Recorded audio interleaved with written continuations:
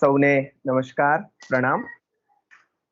સરકારી વિનયન અને વાણિજ્ય કોલેજ રાપરના ગુજરાતી વિભાગ દ્વારા આયોજિત પ્રશિષ્ટ કૃતિ પરિચય શ્રેણીનો આજે 73મો મણકો છે.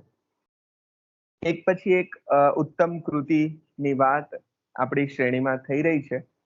એમાં એક વધુ મોતી આજે ઉમેરાશે. સ્વરૂપની દ્રષ્ટિએ પણ પહેલી વખત આ કૃતિ એટલે કે આ સ્વરૂપની વાત થશે, આ પ્રકારની કૃતિની વાત થશે. ધર્મવીર ભારતીની નું હિન્દી કાવ્ય નાટક, જેને હિન્દીમાં ગીતિ નાટક કહેવાય છે, એવા ગીતિ નાટક અંધા યુગની વાત આજે આપણી સાથે કરવા જોડાયા છે ડોક્ટર મોહમ્મદ ઇકરામ અંસારી સાહેબ. ડોક્ટર ઇકરામ અંસારીનો જન્મ એ ગામમાં થયો છે, જે ગામે ગુજરાતી ભાષાને અને આમ કહીએ તો ભારતીય સાહિત્યને એક સમર્થ સર્જક આપ્યા છે. હા, એ ગામ છે બામણા, જ્યાં ઉમાશંકર જોશી જેવા એક કવિ મનીષી જન્મ્યા. ત્યાં જ આપણા આજના વક્તાનો જન્મ થયો છે. એ પણ એક ગૌરવ લેવા જેવી મોટી ઘટના છે. ડોક્ટર ઇકરામ હાલે સાબરકાંઠા જિલ્લાના ઓશીનામાં આવેલી સરકારી વિનયન અને વાણિજ્ય કોલેજમાં હિન્દી વિષયના મદદનીશ પ્રાધ્યાપક તરીકે સેવારત છે. તેમણે નેટ, સ્લેટ, જીઆરએફ ની પરીક્ષાઓ પાસ કરી છે અને ડોક્ટર મૃદુલાબેન પારેખ ના માર્ગદર્શન હેઠળ સમકાલીન હિન્દી કવિતા में વ્યંગ્ય એ વિષય પર એમણે તાજેતરમાં જ પીએચડી નો અભ્યાસ સંપન્ન કરેલ છે. એટલે બહુ જ આનંદ થાય, એક યુવા અભ્યાસી મિત્ર આપણી સાથે જોડાયા છે એનો. તેઓ ઉત્તર ગુજરાત હેમચંદ્રાચાર્ય યુનિવર્સિટીમાં બોર્ડ ઓફ સ્ટડીના મેમ્બર પણ છે.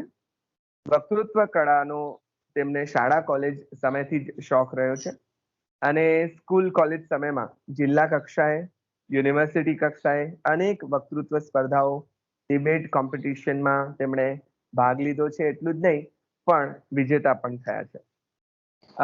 2 વખત ગુજરાત રાજ્ય સ્તરીય વક્તૃત્વ સ્પર્ધા અને મેળવ્યું છે, તો એકવાર રાષ્ટ્રીય સ્તરની વક્તૃત્વ સ્પર્ધામાં પણ તેમણે પ્રથમ સ્થાન મેળવ્યો છે.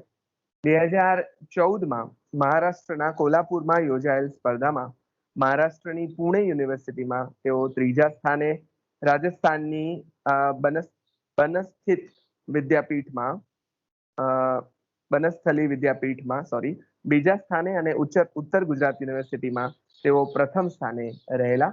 એટલે આવા એક મજાના યુવાન આપણી સાથે આજે જોડાશે અને વાત કરશે. તેમને મૌલિક લેખનનો પણ શોખ છે, એટલે લખતા પણ રહે છે, તેમની કલમ પણ ચાલે છે.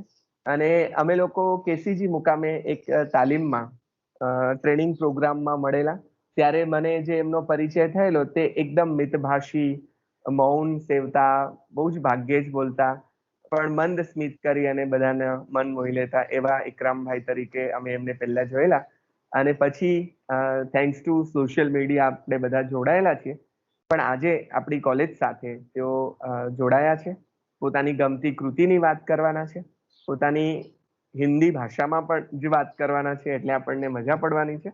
તો એક નવા સ્વરૂપની, થોડા જુદા પ્રકારની અને એવી એક વિશિષ્ટ કૃતિની વાત લઈને તેઓ આવ્યા છે.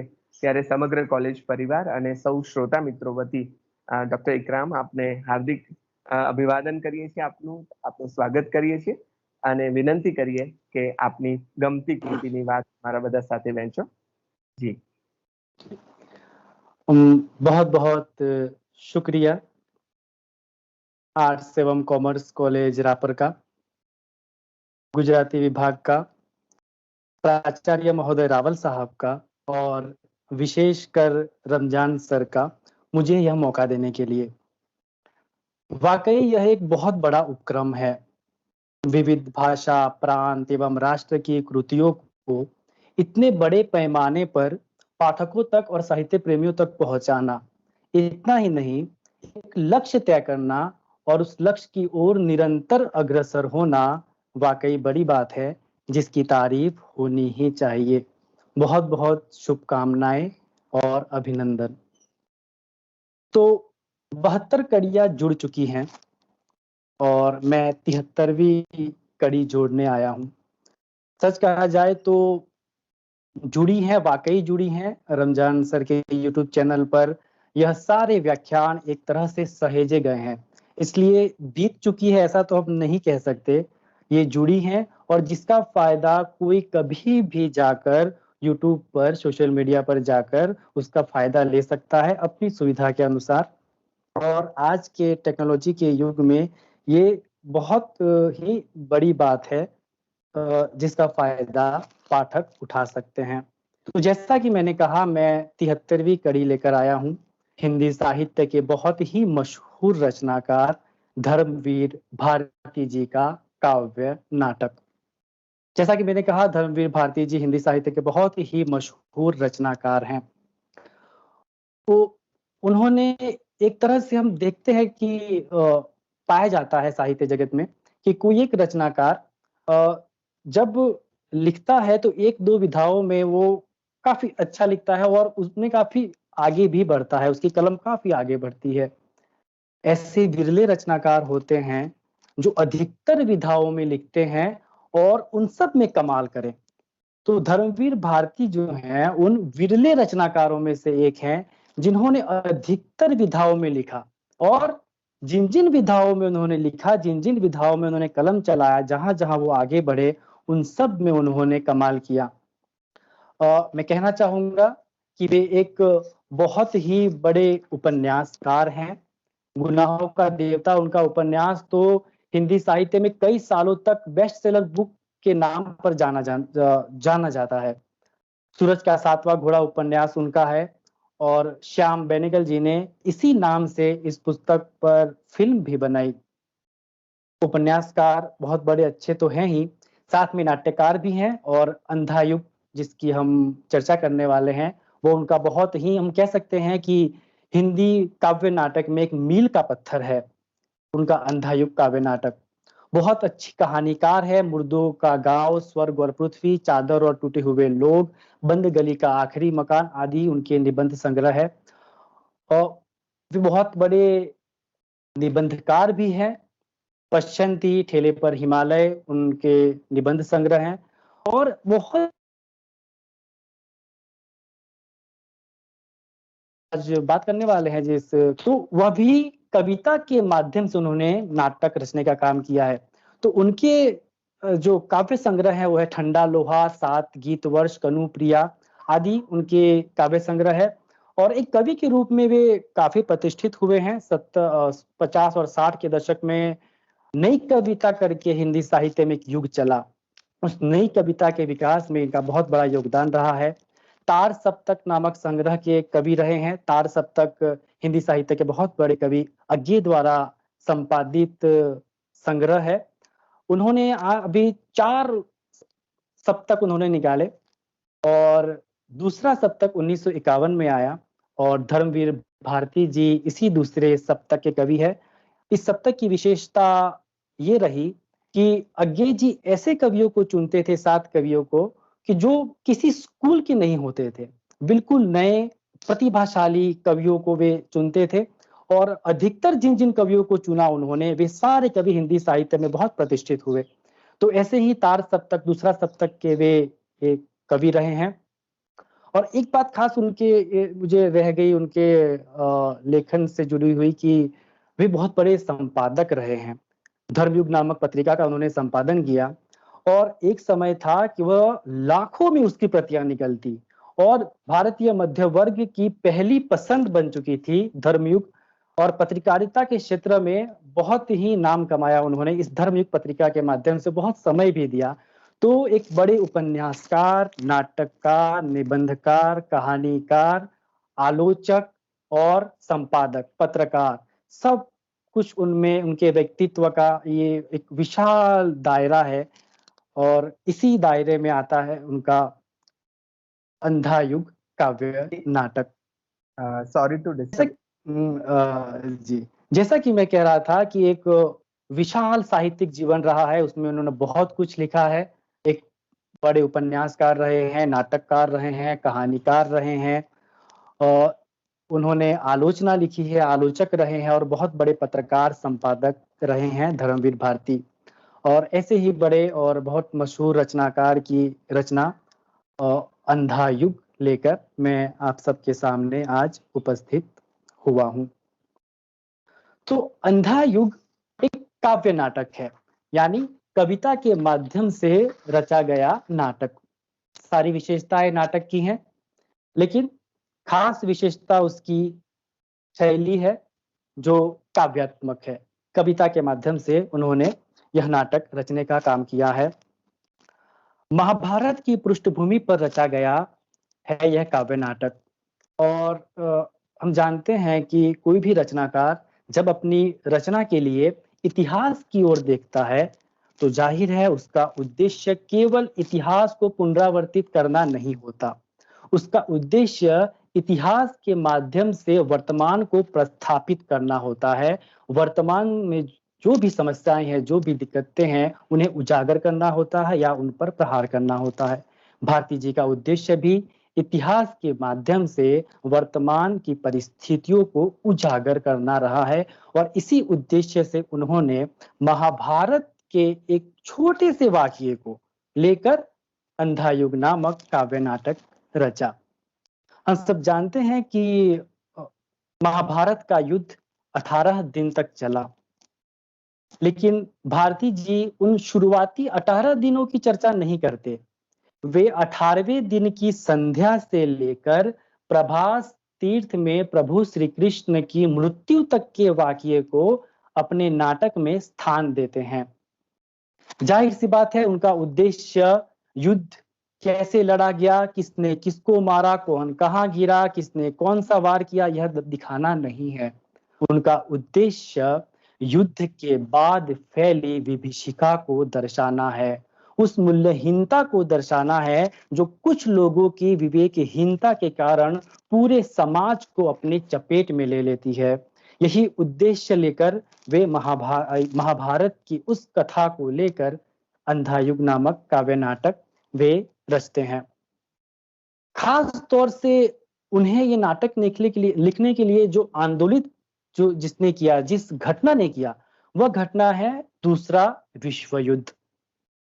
हालांकि सारे युद्ध चाहे छोटे हो या बड़े, विध्वंस लेकर आते हैं, लेकिन विश्व युद्ध, दूसरे विश्व युद्ध की बाद जो फैली अमानवीयता और मूल्यहीनता है, उसने भारती जी को बहुत आंदोलित किया।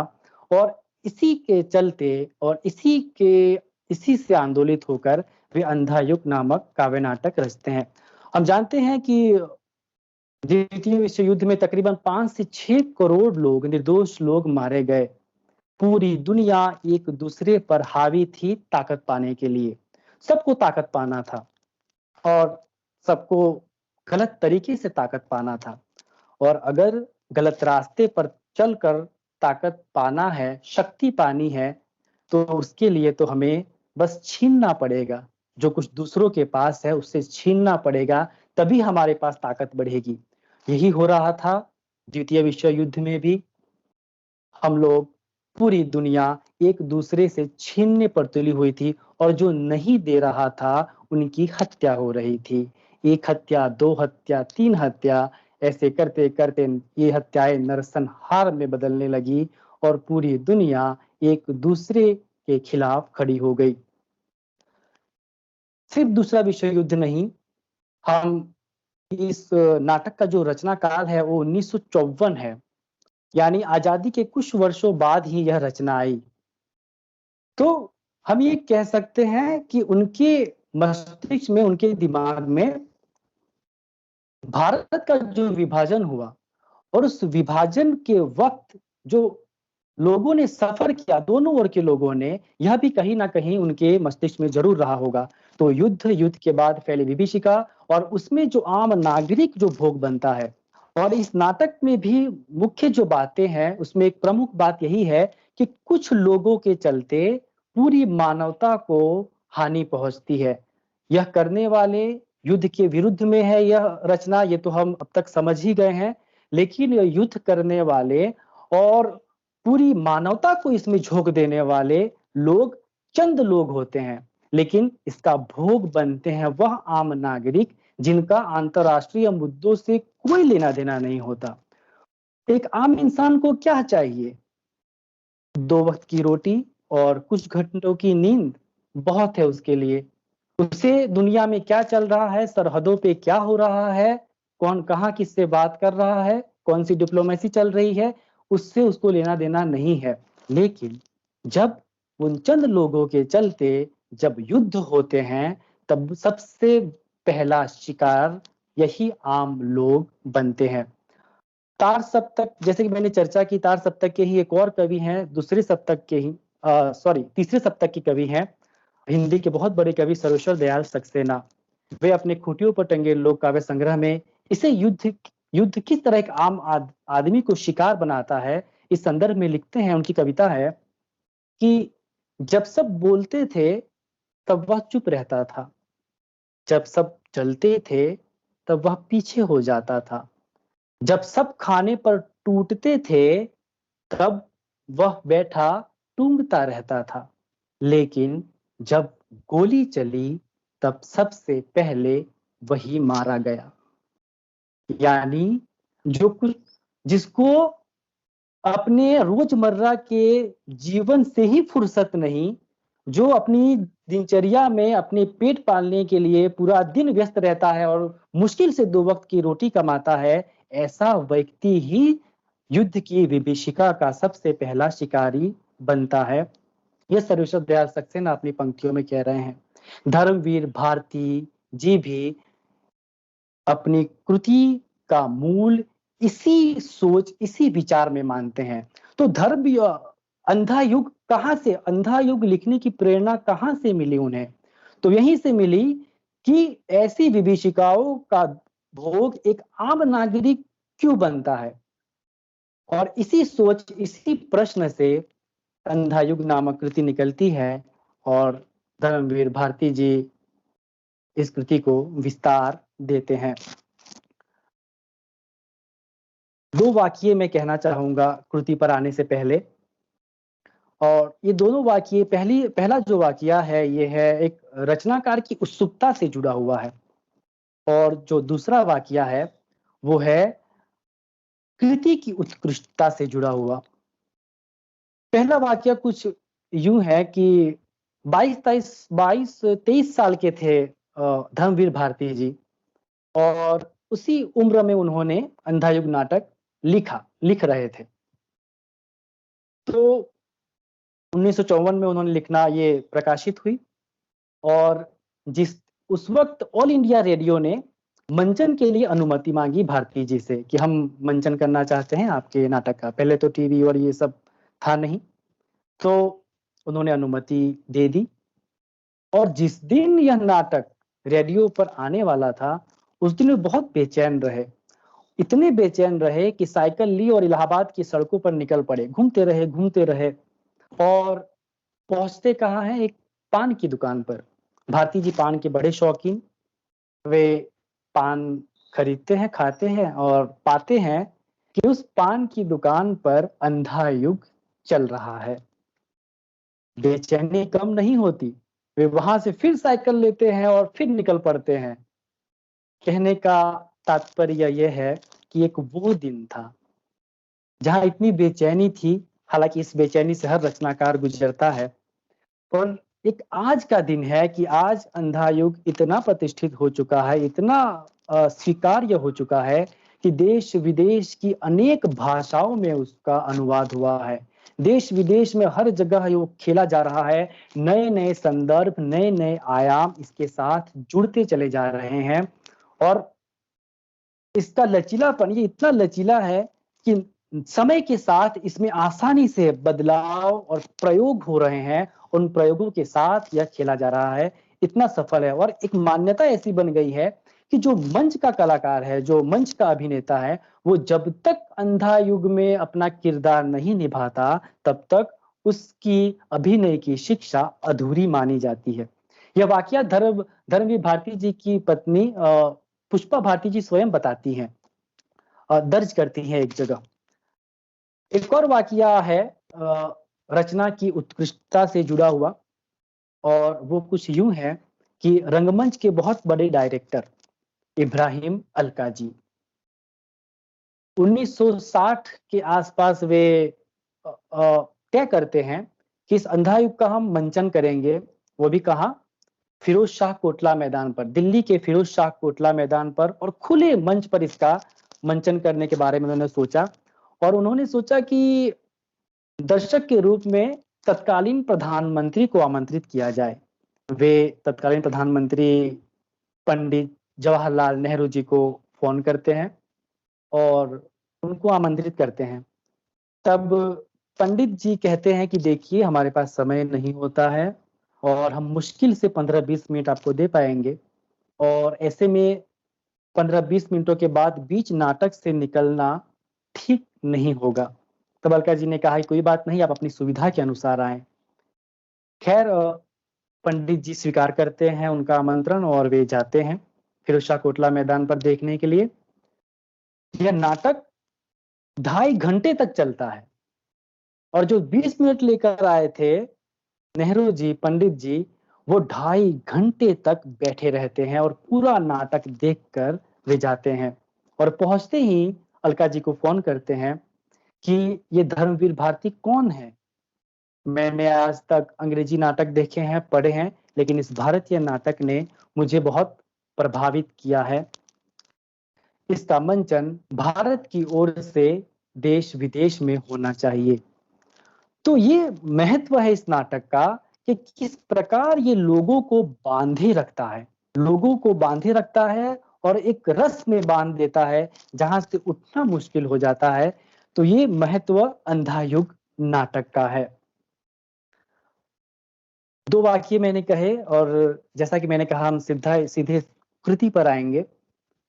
शुरुआत में मैं अभी थोड़ी सी कथा की, बहुत जल्दी से कथा की ज्यादा बात नहीं करेंगे, सिर्फ समझने के लिए कृति को सामान्य ऊपर ऊपर से हम कथा को देख लेंगे, उसके बाद विस्तार से हम पात्रों पर आएंगे। क्योंकि इसके सारे जो पात्र हैं, पात्र तो वही महाभारत कालीन है, किंतु वे कहीं ना कहीं आधुनिक मनःस्थिति का प्रतिनिधित्व करते हैं। किस प्रकार से वे आधुनिक समाज, आधुनिक व्यक्ति का प्रतिनिधित्व करते हैं, इसके बारे में हम जानेंगे। लेकिन इसकी कथा थोड़ी सी कुछ यूं है कि 18 दिनों तक युद्ध चला, 18 दिनों की संध्या है। शुरुआत में 2 प्रहरी गलियारे में घूम रहे हैं और युद्ध का सीधा दोषी वे धृतराष्ट्र को बताते हैं। वहीं पर धृतराष्ट्र, गांधारी और विदुर बैठे हुए हैं। विदुर धृतराष्ट्र को आईना दिखाने का काम करते हैं कि इस युद्ध का कहीं ना कहीं जो सबसे बड़ा दोषी है वह स्वयं आप हैं। अपना जवाब चर्चा होती है धृतराष्ट्र और विदुर के बीच में। वहीं पर गांधारी है। गांधारी इस नाटक में बहुत मुखर है। वे अपने मंतव्य को लेकर, चाहे वो गलत हो सकते हैं उनके मंतव्य, उनके विचार, किंतु वे मुखर हैं और अंत तक वे मुखर रहती हैं। पहला जो अंक है वो कौरव नगरी है और इसी कौरव नगरी का दृश्य है पूरा। फिर दूसरा जो अंक है वो है पशु का उदय, और नाटक का केंद्रीय चरित्र आता है अश्वत्थामा पशु बनकर। युद्ध किस तरह एक आम इंसान को, एक भले मानुस को, एक स्वस्थ इंसान को पागल बना देता है, किस प्रकार उसे पशु बना देता है, उसका रूप लेकर, उसका प्रतीक बनकर आता है अश्वत्थामा और अपने जीवन के अंतिम लक्ष्य बना लेता है अपने जीवन का, वो है प्रतिशोध, हत्या और मृत्यु। हालांकि अंत में वह भी आस्थावान हो जाता है। एक तरह से पूरी रचना में भगवान कृष्ण के विरोधी रहा है कि उसका मानना है कि यह जो युद्ध हुआ है और उसमें जो कौरवों की हार हुई है, उसका सबसे बड़ा दोषी यदि कोई है तो वह स्वयं प्रभु कृष्ण है, क्योंकि वह कौरवों की ओर थे।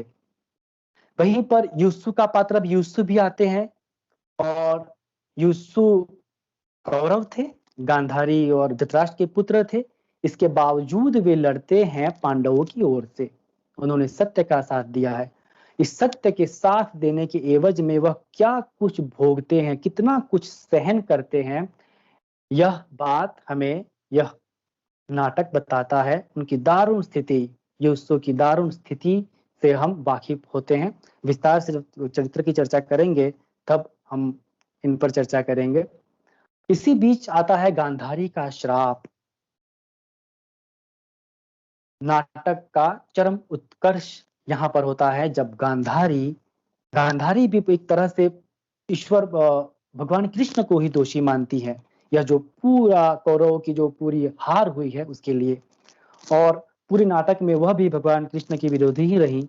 लेकिन और इसी विरोध के चलते वे जब पाती हैं कि उनके पुत्र दुर्योधन की मृत्यु हो चुकी है और उससे आहत होकर वो प्रभु को श्राप देती हैं, और प्रभु बड़े विनय से बड़े आदर के साथ भगवान कृष्ण उन्हें स्वीकार भी करते हैं उनके श्राप को। उसके बाद उन्हें भान होता है गांधारी को कि उन्होंने गलत किया है, और उस श्राप के चलते ही वह श्राप निमित्त बनता है, और अंत में भगवान कृष्ण को एक व्याध के हाथ भगवान कृष्ण की मृत्यु होती है। एक व्याध मूर्ख समझकर उन पर तीर चलाता है और वे विदा लेते हैं। द्वापर युग बीत जाता है, कलयुग की शुरुआत होती है। तो यह एक कथा है, महाभारत कालीन कथा है, और लगभग पात्र सारे वही हैं। वही धृतराष्ट्र, वही गांधारी, वही विदुर, वही युसु, वही दुर्योधन, वही धर्मराज, वही अर्जुन, सारे पात्र वही हैं। लेकिन कहीं ना कहीं यह सारे पात्र नाम से भले ही महाभारत काल के हों, लेकिन अपनी भाषा, अपने संवाद और अपने अभिनय के माध्यम से बताते हैं कि वे आज के मानव के प्रतीक है। युद्ध के नाम पर जो विभीषिका, जो उद्दंड खेला जाता है, और इस युद्ध के बाद क्या स्थिति होती है आम नागरिकों की, और उसको दर्शाने के लिए यह सारे पात्र एक एक कर हमारे सामने आते हैं। तो सबसे पहला और सबसे सशक्त पात्र जो इस नाटक का है वह है अश्वत्थामा का। केंद्रीय चरित्र है अश्वत्थामा। युद्ध में हिस्सा लेता है एक आम सिपाही की तरह, जिस तरह से सारे सिपाही, सारे योद्धा हिस्सा ले रहे थे। युद्ध के कुछ नीति नियम भी होते हैं, उन नीति नियमों को मद्देनजर रखते हुए। लेकिन जब अश्वत्थामा पाता है कि युद्ध में नियम टूट रहे हैं, और सबसे बड़ा नियम उसके अनुसार जो टूटा वह था अर्धसत्य। जी, तो जब घोषणा बीच युद्ध में घोषणा होती है कि अश्वत्थामा मारा गया, नर या कुंजर, हतप्रथ गुरु द्रोण अपने सारे हथियार फेंक देते हैं, और इस क्षण का इंतजार करते हुए धृष्टद्युम्न आता है और वह गुरु द्रोण की निर्मम हत्या कर देता है। एक बात यहाँ पर खास नोट करने वाली वो है कि यहाँ पर धृष्टद्युम्न केवल गुरु द्रोण की हत्या नहीं करता, लेकिन वह अश्वत्थामा के अंदर जो शुभ था, जो कोमल था, उसकी भी हत्या करता है। और यह बात बहुत पहले शुरुआत में ही, कृति की शुरुआत में ही धर्मवीर भारती जी ने कह दी है, जब वे कहते हैं कि युद्धों उपरांत यह अंधा युग अवतरित हुआ जिसमें स्थितियां, मनोवृत्तियां, आत्माएं सब विकृत है। एक पतली डोरी है मर्यादा की, वह भी उलझी है दोनों पक्षों में। सिर्फ कृष्ण में है साहस सुलझाने का। वे हैं भविष्य के रक्षक, वे हैं अनासक्त, लेकिन बाकी शेष सभी हैं अंधे, पथभ्रष्ट, आत्महारा, विगलित। यह कथा उन्हीं की है, यह कथा अंधों की है, यह कथा ज्योति की है अंधों के माध्यम से। तो यहाँ पर ही रचनाकार स्पष्ट कर देते हैं कि यह कथा अंधों की है ज्योति के माध्यम से। और जब वे आगे बढ़ते हैं तब वे गीत के माध्यम से कहते हैं कि टुकड़े टुकड़े होकर बिखर चुकी मर्यादा, इसको दोनों पक्षों ने तोड़ा है। पांडवों ने कुछ कम तो कौरवों ने कुछ ज्यादा। यह रक्तपात अब कब समाप्त होना है? नहीं किसी की भी जय, दोनों पक्षों को खोना ही खोना है। अंधों से शोभित था युग का सिंहासन, दोनों ही पक्षों में विवेक हारा, दोनों में पक्षों में हारा अंधा, जीता अंधापन। जो शुभ था, कोमल था, वह हार गया, द्वापर युग बीत गया। यानी शुरुआत में ही उन्होंने कह दिया है कि जो शुभ था, जो कोमल था, वह हार गया। और यही बात अश्वत्थामा तब जब अर्ध सत्य का सामना करता है तब कहता है कि मेरे अंदर जो शुभ है, जो कोमल है, उसकी हत्या कर दी है धर्मराज युधिष्ठिर के अर्ध सत्य ने। और जब वह देखता है दुर्योधन को खाली हाथ खून सने कपड़ों के साथ रथ के समीप खड़े हुए, तब उसे पता चल जाता है, वह जान जाता है कि युद्ध यहाँ समाप्त हुआ और वह अपने धनुष को तोड़कर वन की ओर बढ़ जाता है।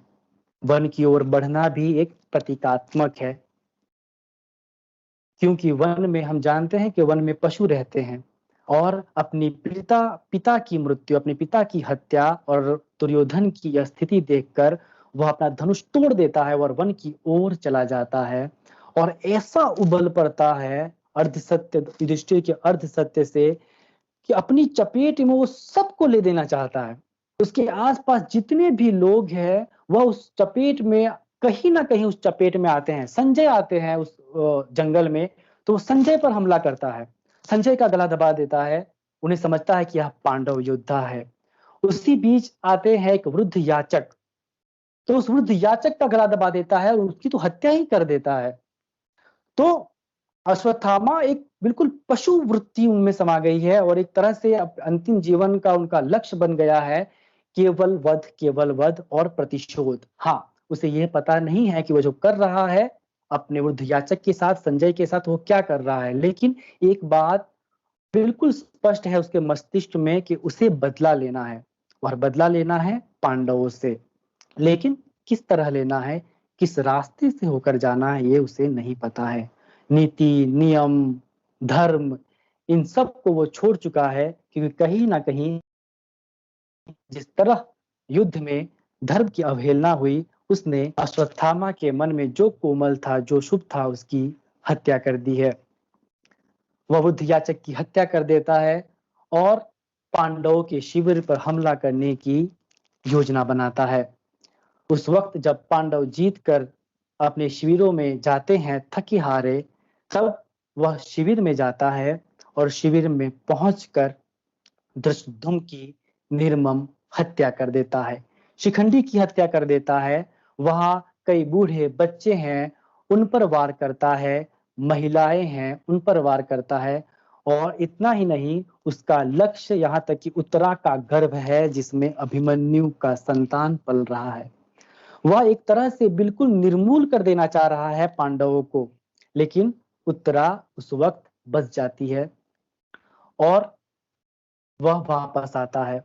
किंतु उसके मन का प्रतिशोध कम नहीं हुआ। इतना कुछ करने के बावजूद, पांडव शिविर पर हमला करने के बावजूद, अपने पिता की जिसने हत्या की धृष्टद्युम्न, उसकी हत्या करने के बावजूद उसका जो प्रतिशोध की जो ज्वाला है, जो उसमें सुलग रही है, वो कहीं ना कहीं अब भी जल रही है और वो चाहता है उत्तरा के गर्भ को नष्ट करना।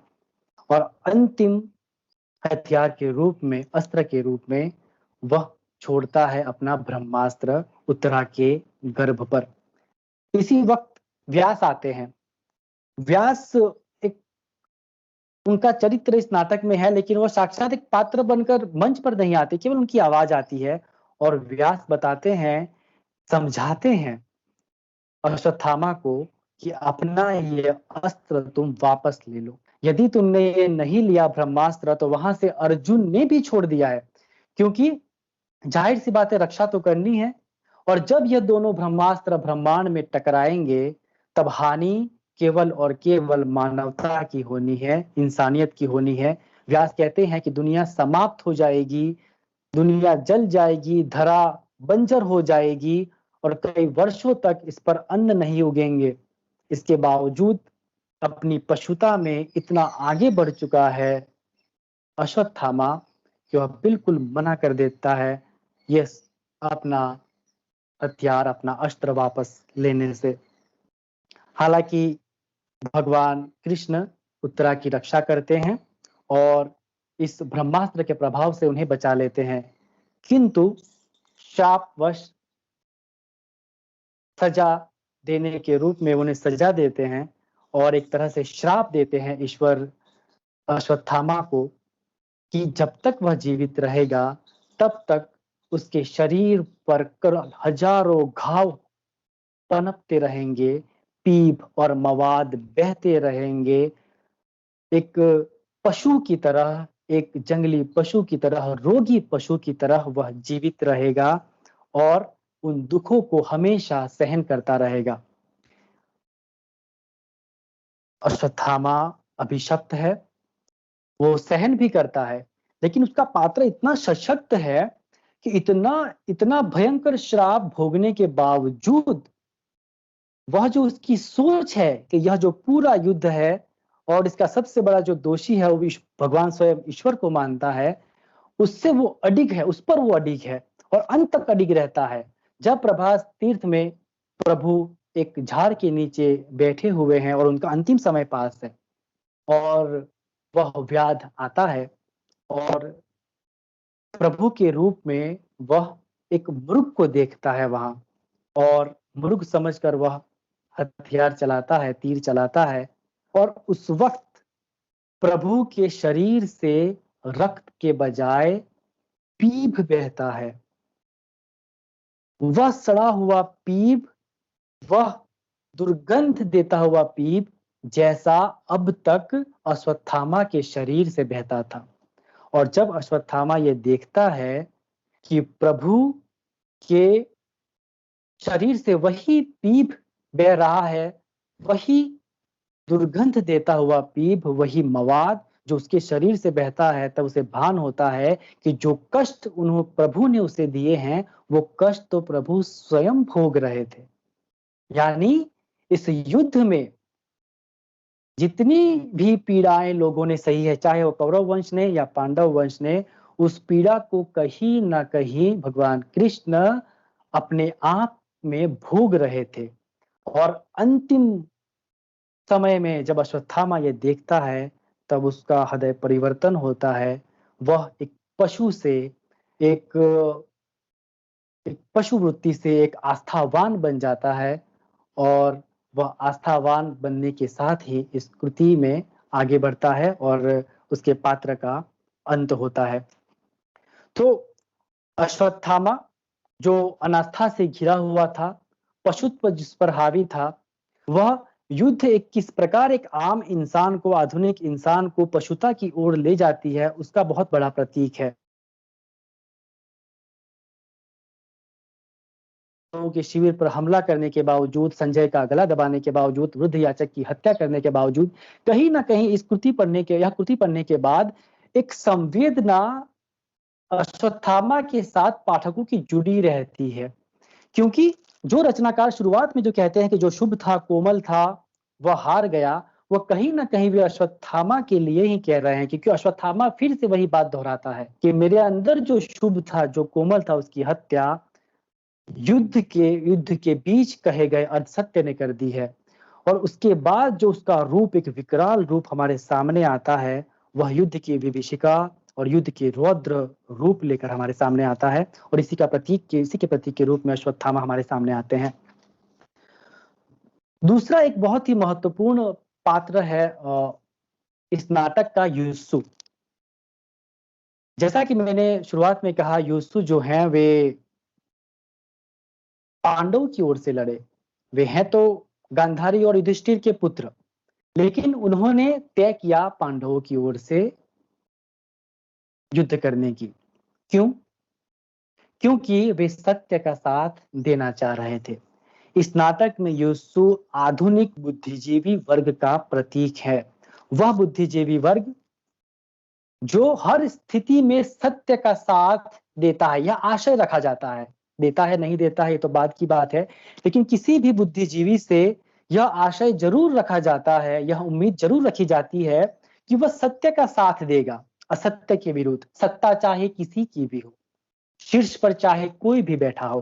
और आधुनिक भारत के निर्माण में बुद्धिजीवियों का बहुत बड़ा योगदान रहा है, चाहे वो राजा राम मोहन राय हो, स्वामी दयानंद सरस्वती हो, आधुनिक या फिर आजादी के बाद आए कई बुद्धिजीवी वर्ग हो। तो एक बुद्धिजीवी से यही आशय रखा जाता है कि वह सत्य का साथ देगा, और इसी तरह इसी सत्य के मार्ग पर आगे बढ़ता है युसु। वह सत्य का साथ देता है और पांडवों की ओर से लड़ता है, लेकिन मिलता क्या है उसे? जिस प्रकार से उसे दोनों पक्ष नकार देते हैं। इस स्थिति में हम उन्हें कौरव तो नकारते हैं, जाहिर सी बात है, व्यवहारिक है, कौरव तो नकारेंगे ही क्योंकि वो पांडव की ओर से लड़े हैं। लेकिन उनको उनका साथ देने वाला पांडव के वर्ग में भी, पांडवों में भी कोई नहीं है। और यही परिणाम अंतिम परिणति के रूप में वे गूंगे हो जाते हैं और वो आत्महत्या कर लेते हैं।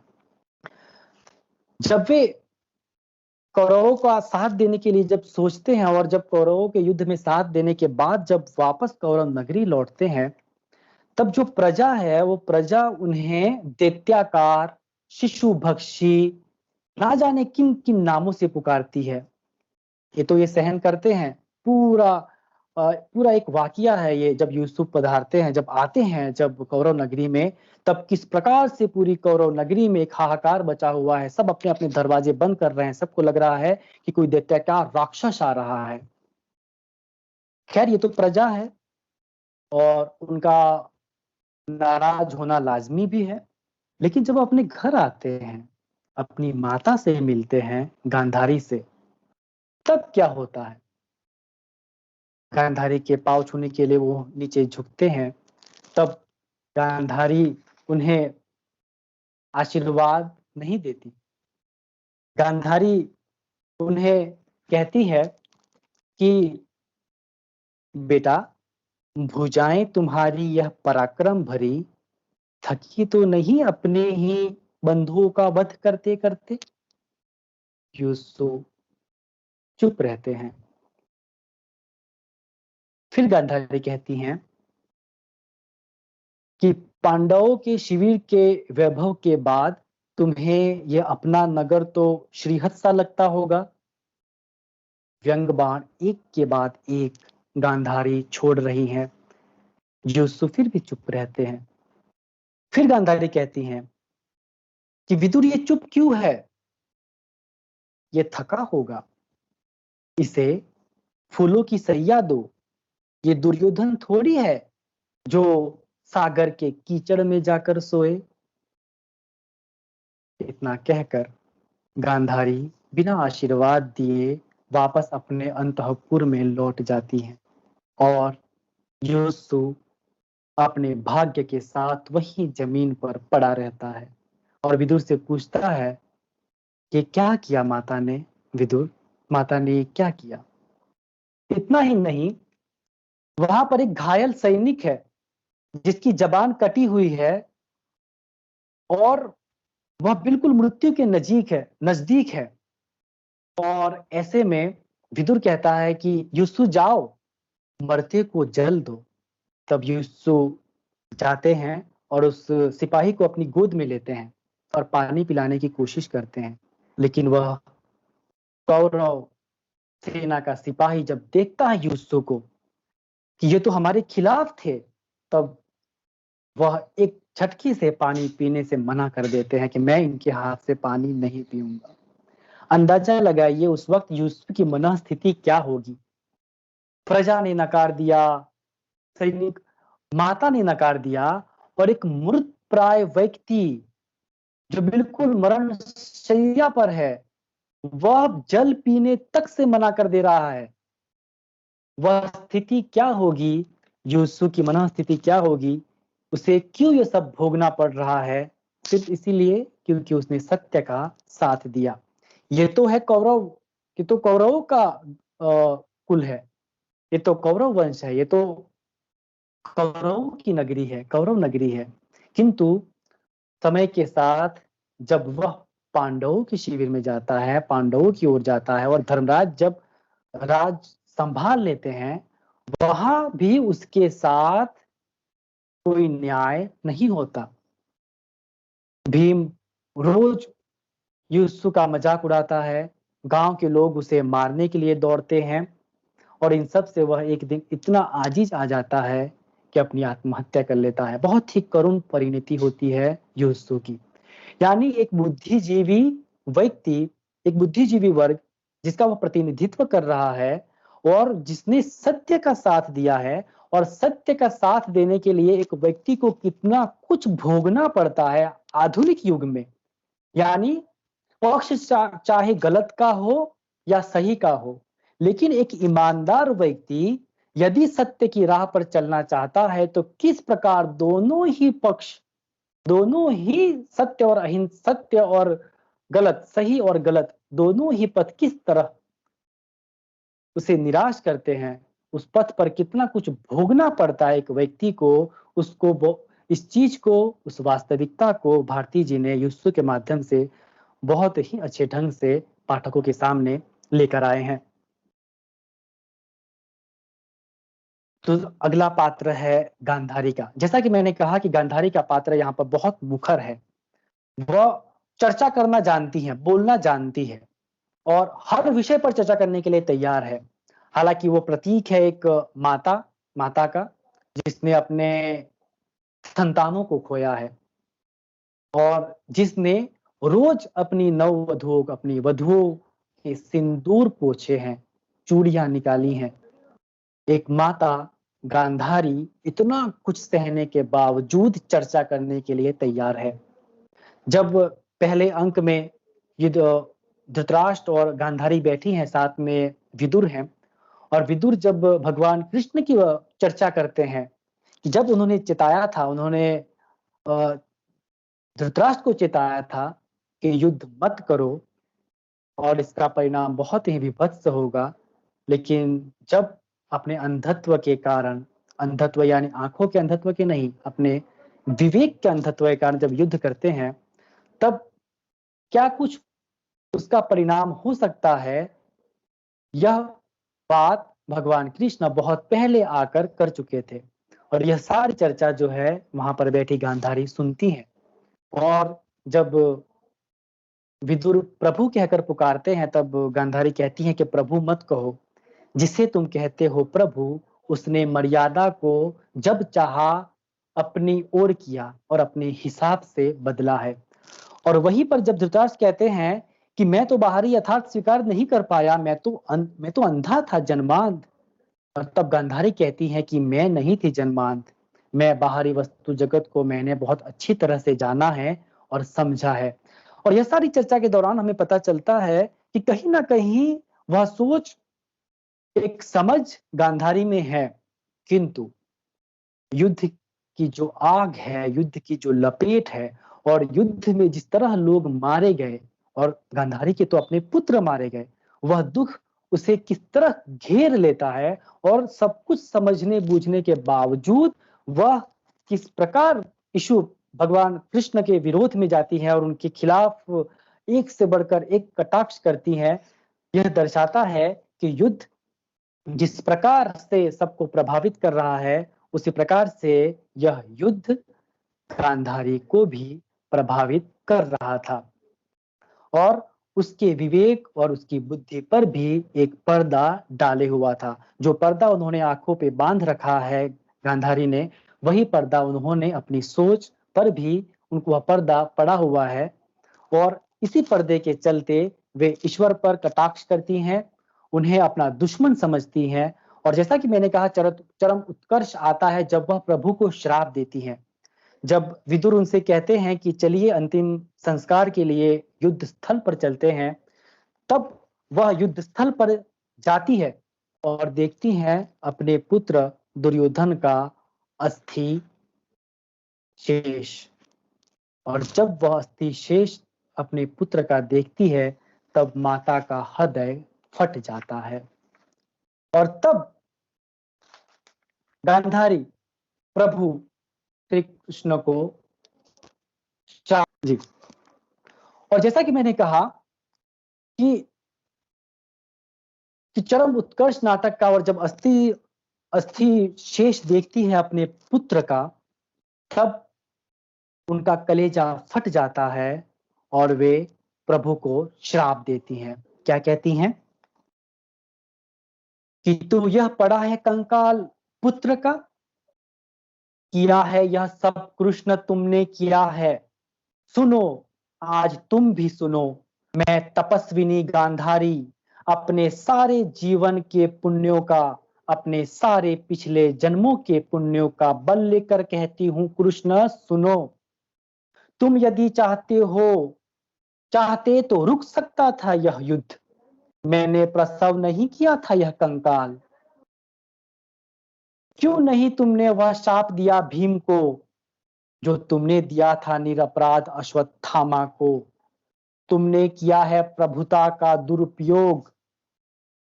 यदि मेरी सेवा में बल है, संचित तप में धर्म है, तो सुनो कृष्ण, प्रभु हो या परात्पर, कुछ भी हो, सारा तुम्हारा वंश इसी तरह पागल कुत्तों की तरह एक दूसरे को परस्पर फाड़ खाएगा।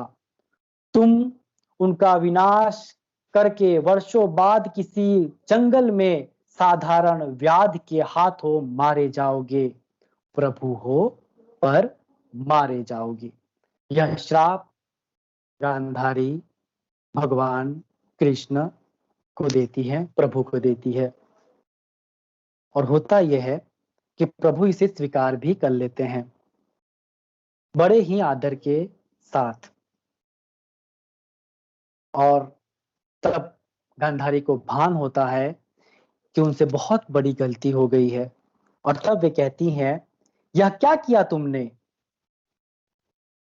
रोई नहीं मैं अपने 100 पुत्रों के लिए, लेकिन कृष्ण तुम पर मेरी ममता अगाध है। मैं थी निराश, मैं कटु थी, पुत्रहीना थी। और भगवान कृष्ण कहते हैं, ऐसा मत कहो माता, जब तक मैं जीवित हूं पुत्रहीना नहीं हो तुम। प्रभु हूं या परात्पर, पर पुत्र हूं तुम्हारा, तुम माता हो।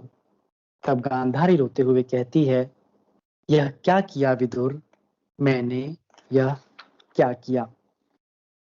तो गांधारी का यह पूरा चरित्र एक माता के रूप में उभर कर आया है, जो पुत्र शोक से जर्जित है और इतना अंधत्व उस पर छा गया है कि उसे सही गलत का फर्क वह भूल चुकी है।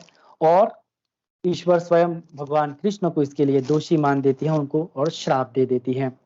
और जाहिर सी बात है प्रभु उन्हें स्वीकार भी कर लेते हैं।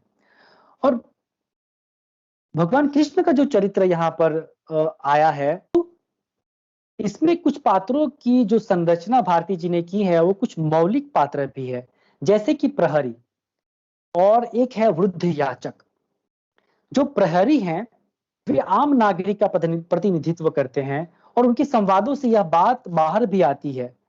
शुरुआत में ही वे घोषणा करते हैं, वे बातचीत करते हैं और पूरे इस युद्ध का जो दोषी है वो धृतराष्ट्र को बताते हैं। और जब सत्ता बदल जाती है और धर्मराज सत्ता पर आ जाते हैं, तब भी उनका संवाद है। और जब कहते हैं कि इससे अच्छा तो वो अंधे थे जो हम पर राज करते थे, कम से कम वो राज तो कर रहे हैं, लेकिन यहाँ पर तो कोई राज ही नहीं कर रहा। क्यों राज नहीं कर रहा? क्योंकि जीतने के बाद भी युधिष्ठिर का जो पूरा कुनबा है वह कहीं ना कहीं युद्ध के बाद थका हारा और अपने पद से डिगा हुआ है। युधिष्ठिर स्वयं इतने हारे हुए हैं, इतने परेशान हैं कि राजपाट बिल्कुल नहीं संभाल पा रहे हैं। और एक समय वो भी आता है कि वह सब कुछ छोड़कर जंगल में चले जाते हैं। तो प्रहरी की यह बात कि इससे अच्छे तो वो अंधे थे जो कम से कम राज तो करते थे, यह बात दर्शाता है कि जनता को क्या चाहिए, आम नागरिक को क्या चाहिए। आम नागरिक को एक सशक्त नेतृत्व चाहिए, ऐसा नेतृत्व जो उनके सुख दुख के साथ जुड़ पाए, उनकी मूलभूत आवश्यकताओं के साथ जुड़ पाए। इसी का प्रतिनिधित्व यहाँ पर प्रहरी करते हैं, जो शुरुआत से लेकर अंत तक कहीं ना कहीं बीच में आते हैं। इसी तरह का एक पात्र है यहाँ पर वृद्ध याचक का।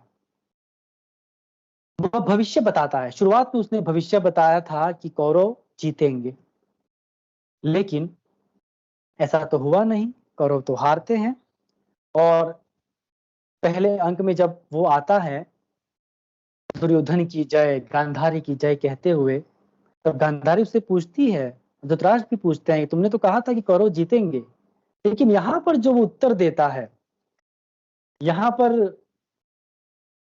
जो वो उत्तर देता है उससे पता चलता है कि कहीं ना कहीं इस वृद्ध याचक के माध्यम से स्वयं रचनाकार बोल रहे हैं।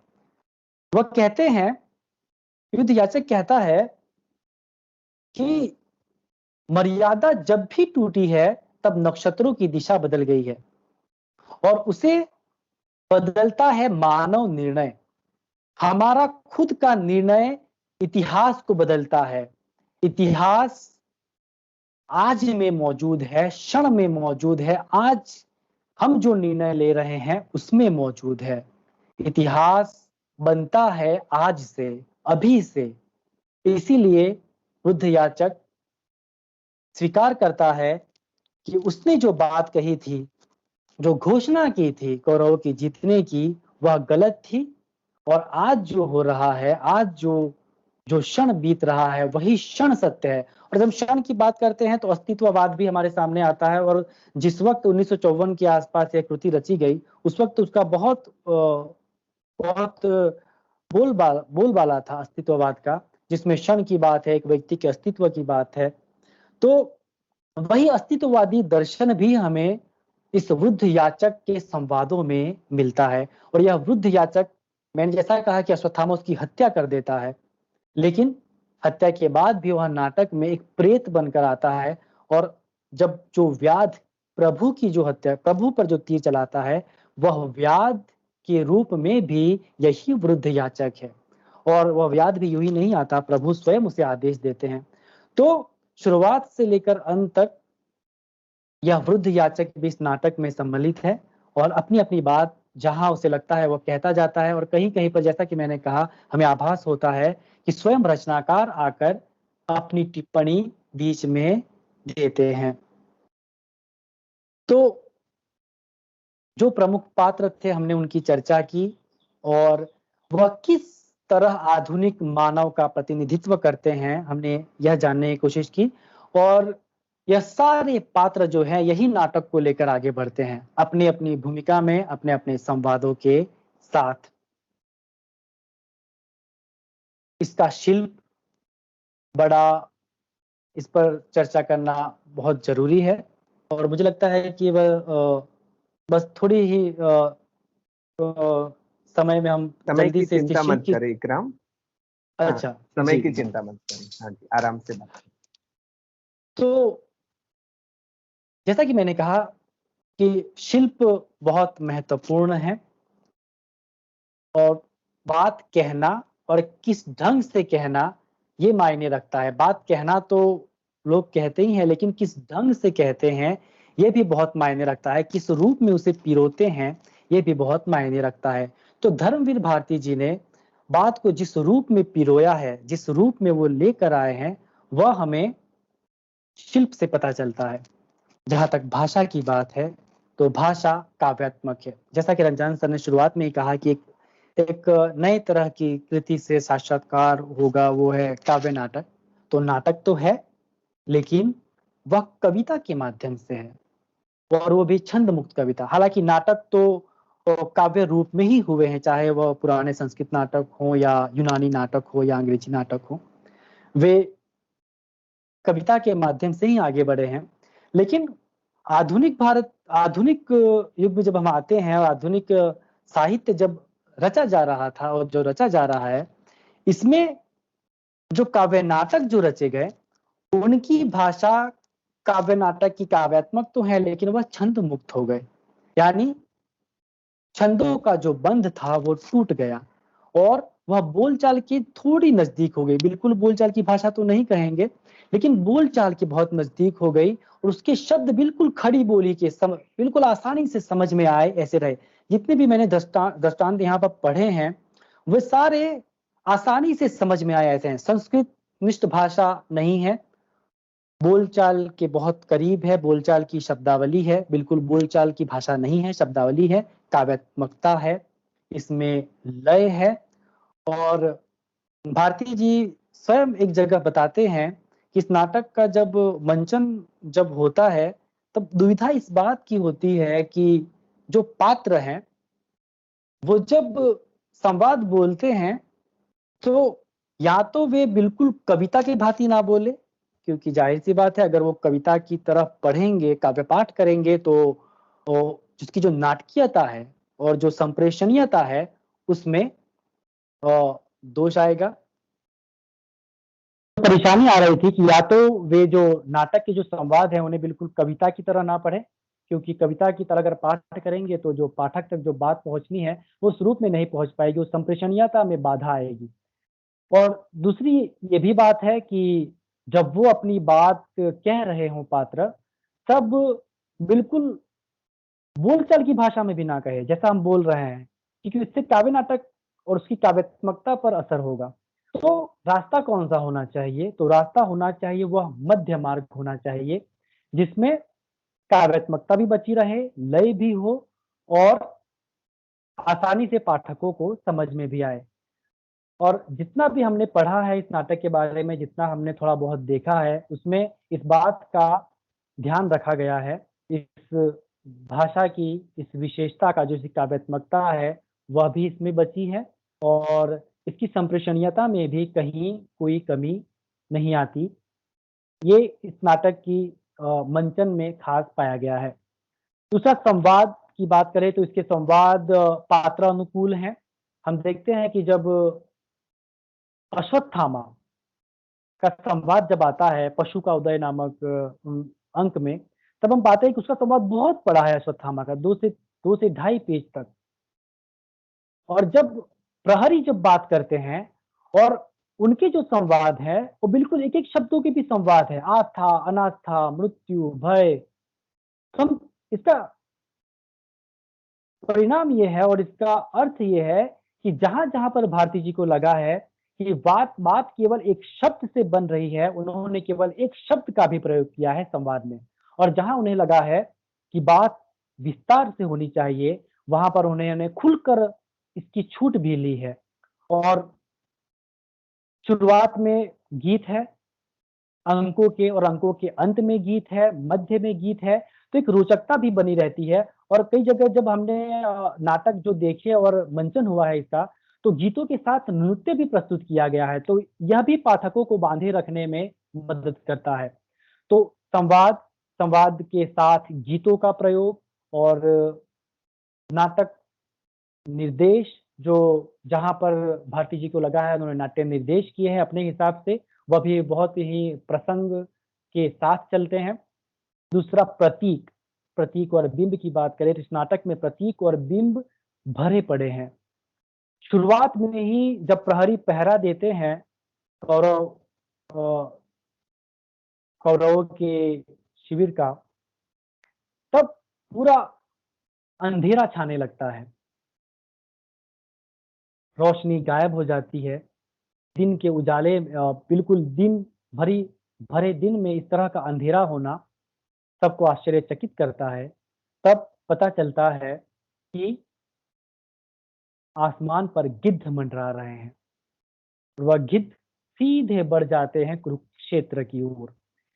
इससे आगे भारती जी यह उल्लेख नहीं करते कि गिद्ध जाते हैं, क्या करते हैं। ये तो व्यवहारिक है कि 17 दिनों से 18 दिनों से युद्ध चल रहा है, तो नरभक्षी गिद्ध वहां क्या करने गए होंगे। तो यह गिद्ध प्रतीक है युद्ध की भयावहता का, युद्ध के दुष्परिणामों का। इसी तरह जब दुर्योधन हारते हैं द्वंद्व युद्ध में भीम से, और हालांकि उस वक्त उनकी जान नहीं निकलती है, उनके प्राण बचे हुए होते हैं और वे जंगल में पड़े हुए हैं, तब उनको एक सियार देखता है झाड़ियों के बीच से। रोंगटे खड़े करने वाला दृश्य है ये। एक सियार उन्हें वहां से देख रहा होता है। इससे आगे भी भारती जी ये नहीं बताते कि सियार आता है बाद में और उनको नोच के खा जाता है। सियार भी प्रतीक है युद्ध की विभीषिका का, युद्ध के दुष्परिणामों का। इसी तरह जब अश्वत्थामा अपना धनुष तोड़ता है, वह भी प्रतीक है उन सत्य और आस्था के टूटने का, उस शुभ और कोमल के बिखरने का जो एक आम नागरिक के अंदर होता है, और किस तरह एक सत्य एक आम नागरिक के अंदर मौजूद शुभ, कोमल और सत्य को तोड़ देता है, बिखेर देता है, उसका प्रतीक बना है वह धनुष। इसी तरह से एक वाकया आता है मोर पंख का और कौवे के पंख का। जब अश्वत्थामा कौरव को नहीं, पांडव शिविर में जाता है पांडवों की हत्या करने के लिए, पांडव पुत्रों की हत्या करने के लिए, तब उसके हाथ लगता है वह कौवे का पंख। और वहीं पर संवाद है कि इस देखना है कौन जीतता है, मोरपंख या ये। तो जो यहाँ पर जो कौवे का जो पंख है वो अधर्म का प्रतीक है, और जो मोर पंख है वो धर्म का प्रतीक है। और इसका तो पूरा शीर्षक ही प्रतीकात्मक है, अंधा युग, यानी उस विवेकहीनता का प्रतीक है अंधा युग। यह शीर्षक जो लगातार मानवता पर, मानव सभ्यता पर द्वापर युग से आज कलयुग तक मंडरा रहा है। इसी प्रकार इसके और भी शीर्षक, कौरव नगरी, पशु का उदय, अश्वत्थामा का अर्धसत्य, और अंतिम जो इसका अंक है उसका नाम भारती जी देते हैं, विजय एक क्रमिक आत्महत्या। बहुत ही सशक्त टाइटल है, ये शीर्षक है, विजय एक क्रमिक आत्महत्या, यानी जो जीते हैं वे भी सुखी नहीं है, वे भी खुश नहीं है। धर्मराज जीत तो गए हैं अपने पूरे कुनबे के साथ, लेकिन उनका पूरा कुनबा मानो बिखरा हुआ है। कोई शत-विक्षत है, कोई पागल हुआ है, कोई समय से पहले वृद्ध हो चुका है। स्वयं युधिष्ठिर राजपाट में उनका मन नहीं लग रहा है, एकदम बेचैन रहते हैं, और एक समय के बाद तो वे वन में चले जाते हैं। यानी युद्ध किस तरह से दुष्परिणामों को लेकर आता है, और युद्ध किस प्रकार हानि पहुंचाता है दोनों पक्षों को, इसका इसकी इस इसकी वानगी हमें अंधा युग के माध्यम से यहाँ पर होती है। तो यह प्रतीक है, विजय एक क्रमिक आत्महत्या भी एक प्रतीक है कि विजय होने के बाद भी वह सारे लोग कहीं ना कहीं अपने अंत की तरफ ही बढ़े हैं, कोई नया सर्जन नहीं हुआ है। बिंब काफी सशक्त हैं, बिंबों से भी यह पूरा नाटक भरा हुआ है। कई बिंब उभर कर बाहर आए हैं, स्पर्श बिंब है, यहाँ पर श्रव्य बिंब है, दृश्य बिंब है, और इसके जो युद्ध का जो वर्णन है, जब हम एक जगह से हम देखते हैं कि अश्वत्थामा जब पांडवों के शिविर में पहुंचता है, और जिस तरह से वो धृष्टद्युम्न की हत्या करता है, उनकी कटपट्टी पर पैर रखता है, और धृष्टद्युम्न के दोनों आंखों के गोले बाहर आ जाते हैं, और उस गड्ढे में, आंखों के जो गड्ढे हैं उनमें खून उबल पड़ता है। यह वाकया वाकई में एक आम पाठक को विचलित करता है। और मैम जिसकी रंजन सर ने बात भी की, जिनकी डॉक्टर मृदुला पारेख मैम, वे बताती हैं कि एमए में हमारा अंधा युग चलता था हमारी यूनिवर्सिटी में, उत्तर गुजरात यूनिवर्सिटी में। और मैम से जब चर्चा हो रही थी स्थिति के बारे में, तब मैम बताती हैं कि जब वो पढ़ा रही थी जब एमए के बच्चों को, और जब इस विशेष वाक्य का वो जब इस्तेमाल कर रही थी, उसका वर्णन कर रही थी कि किस प्रकार अश्वत्थामा धृष्टद्युम्न की हत्या करता है, तो वहां पर जो बच्चे बैठे थे वो सारे, अधिकतर बच्चों ने अपने कानों पर हाथ रख लिए, और एक बच्ची तो बकायदा बाहर उल्टी करने के लिए दौड़ी। यानी ये वर्णन किस तरह हमारे मस्तिष्क पर हावी हो जाता है। और तब मैम बताती हैं, मैम कहती हैं कि आज मेरा पढ़ाना और आप लोगों का पढ़ना सफल हुआ, और साथ में रचनाकार की यह कृति भी सफल हुई, क्योंकि रचनाकार पाठकों तक, दर्शकों तक जो पहुंचाना चाहते थे उसे बहुत ही कुशलता के साथ उन्होंने पहुंचाया है। और ऐसे ही अनेक बिंब हमारे सामने आते हैं, अनेक दृश्य हमारे सामने आते हैं, जो साक्षात हमें उस युद्ध, उस विभीषिका का साक्षात्कार कराते हैं। तो प्रतीक बिंबों से यह भरा हुआ है। इसकी मंचीयता तो बहुत ही उत्कृष्ट रही है। जैसा कि मैंने कहा कि शुरुआत में इब्राहिम अलका जी ने 1960 में इसका मंचन किया। मंचन तो लगातार होते रहे, लेकिन एक विशेष इसमें मैं जोड़ना ये चाहूंगा कि 2011 में 50 सालों बाद उसी फिरोज शाह कोटला फिर से इसका मंचन हुआ और इसके इस बार निर्देशक थे भानु भारती जी, बहुत ही माने हुए निर्देशक हैं। तो उसी जगह पर जहां पर इब्राहिम अलका जी ने फिरोज शाह कोटला के मैदान पर, खुले मैदान पर इसका मंचन किया, वहीं पर 50 सालों बाद मंचन करते हैं भानु भारती जी। और तय होता है कि यह जो नाटक है वो 3 दिनों तक चलेगा, ये तय होता है। लेकिन ये नाटक चलता है पूरे 7 दिनों तक।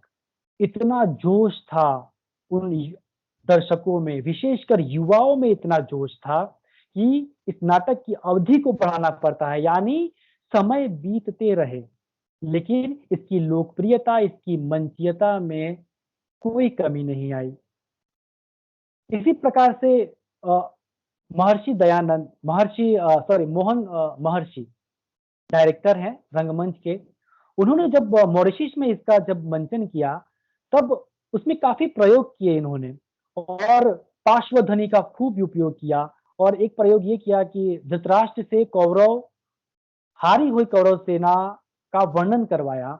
तो यह सारी जो पार्श्वध्वनि है और एक प्रयोग करते हुए, नाटक में तो नहीं है ये, लेकिन एक प्रयोग करते हुए मोहन महर्षि जी ने जिस प्रकार से धृतराष्ट्र के माध्यम से हारे हुए कौरव का परिचय करवाया, उसने पाठकों पर एक अलग ही तरह का भाव छोड़ा। और वो जो पार्श्वध्वनि ध्वनि का जो प्रयोग किया, उसने एक तरह से पूरे वातावरण को सम्मोहित किया और यह प्रयोग बहुत सफल हुआ।